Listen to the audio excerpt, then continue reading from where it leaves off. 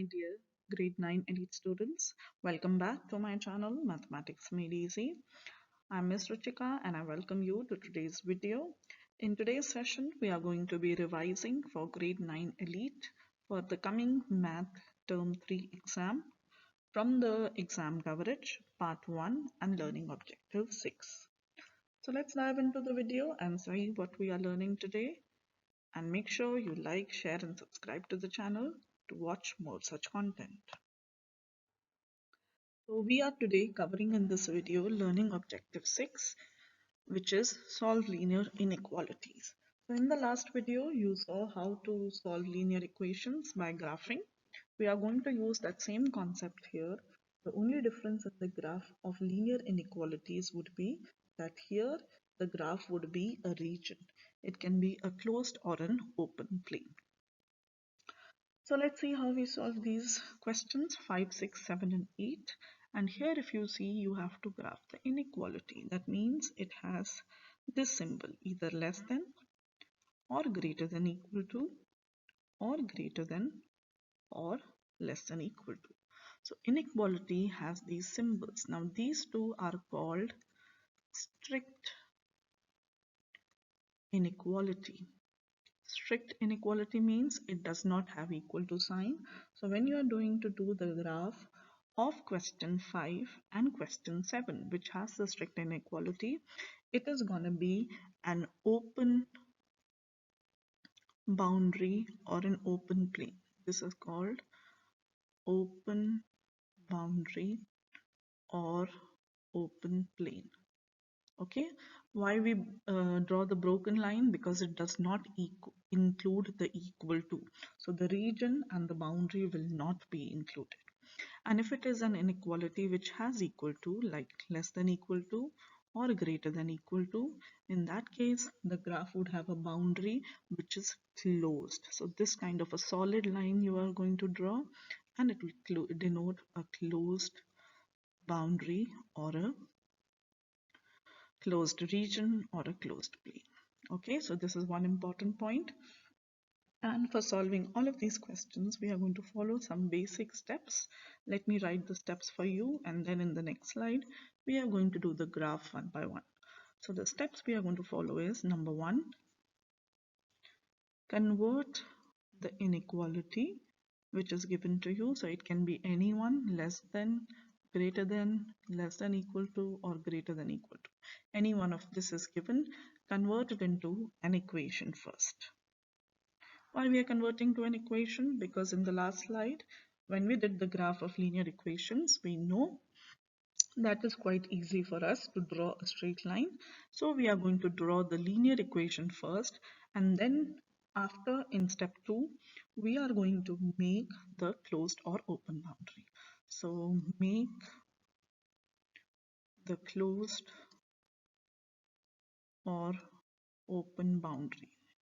Now this totally depends upon the inequality which is given. So if you get a question like 5 and 7 where you have the strict inequality, you will make the broken line. I will just write here, you will draw the broken line like this. Or if you are given a question like 6 and 8, you will draw a solid line where equal to is included. Okay, then you have to take a test point. Usually the test point we take is 0, 0 origin. That is, we put x equal to 0. I will write here for you x equal to 0, y equal to 0 in the given inequality which is given to you in the question, and then check if it is true or not. So in case it comes true, that means the point 0, 0 is included in the feasible region and we shade that area. If the test point 0, 0 when put in the equation gives you something which is not true or it is false, then we reject that area and take the other area. So let's now apply these steps and this concept in the next slide to the questions 5 to 8. So let me first do question 5. So here we are going to do the graph. So we have to make the axis. Let us take roughly this as the x-axis. and the vertical as the y-axis. Now, step 1 I told you, convert into an equation. So equation is y equal to 3. Now it's in strict inequality, so I am not going to include y equal to 3 in the solution, and hence there will be a broken line.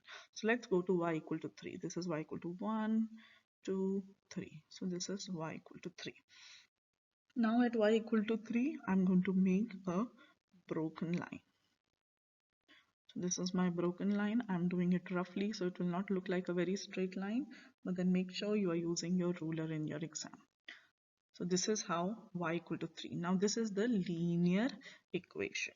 Now I have to convert this into a region, because y less than c, every inequality is going to have a region as the solution, which is called as feasible region. So I will take the test point. This is the test point 0, 0. Let me put this in this equation. So put x equal to 0, y equal to 0 in the given inequality, which is y less than.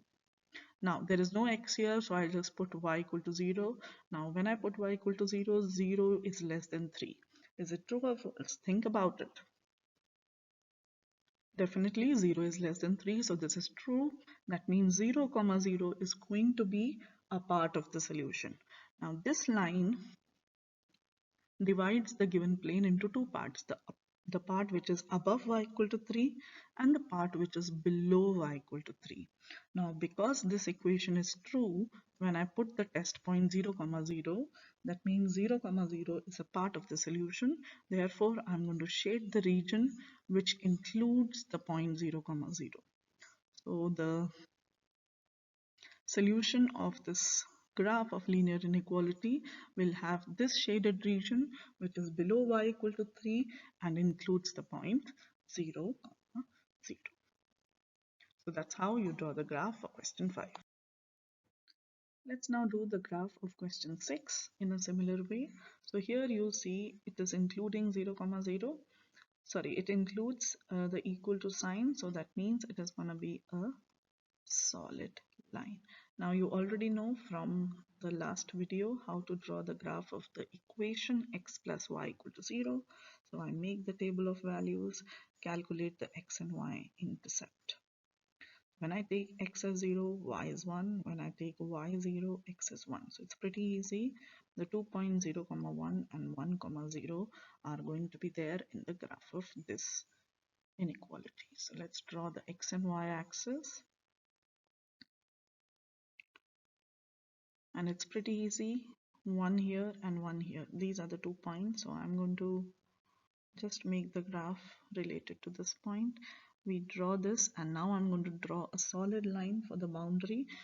The reason is that equal to is included, so I go through the straight line, connect the 2 points and make the arrows. Okay, so this is the graph of the linear equation. Now we need to make the graph of the inequality. So I will take the test point. The point that I'm taking is 0, 0, so I put x as 0, y as 0. So the left side comes 0. And is this more than 1? Is 0 more than 1? Definitely not. It's false. Not true. That means 0, 0 is not a part of the solution. Now this line divides the given axis in two parts, one which is below or on the left and the one which is above or on the right. Now 0, 0 is here and it is not a part of the solution. That means I'm not going to shade this below area, but I'm going to shade the one area which is above or on the right. So the solution is going to be this feasible region, which is above the line x plus y equal to 1. So this is going to be your graph of the inequality x plus y greater than equal to 1. So I hope you've understood how to graph each inequality. In a similar way, you should do the graph of questions 7 and 8. And now let's check your answers in the next slide. So this is how the final answers are going to look like. Now these are perfect graphs because I've taken equal divisions. So for question 5, this is the line which was broken, y equal to 3. We took the test point 0, comma 0 and the area below was the solution. So it has been shaded with pink color here. Answer 6 is the line x plus y equal to 1. These were the intercepts. You draw a solid line because equal to is included and we take the area above, not below. Similarly, for question 7, you find the x and y intercepts. These are the 2 points. Join them with a broken line since equal to is not included and shade the region which is on the right because 0, comma 0 test point does not satisfy the equation.